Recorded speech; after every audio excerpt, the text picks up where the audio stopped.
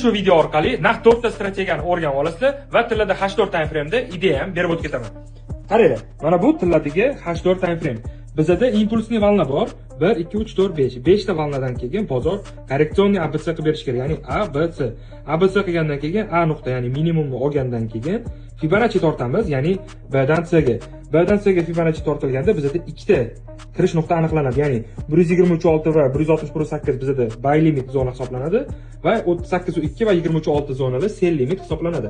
Agar narx bu yoqdan birinchi 23.6 va 38.2 ga chiqadigan bo'lsa, bu yoqdan sell ga kiramiz pastga.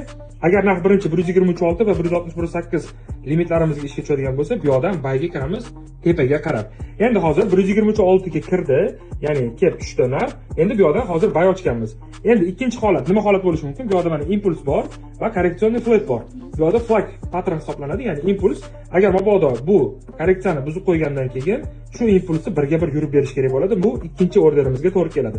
Hozirgi turgan holatda esa imенно shu narxni eslab qolinglar, 3934. Ana endi buni Excel ga tashlaymiz. Tilamiz. H4 time frame'da turgani uchun H4 dagi Excelni olamiz va bu yerga 3934 narxni yozamiz.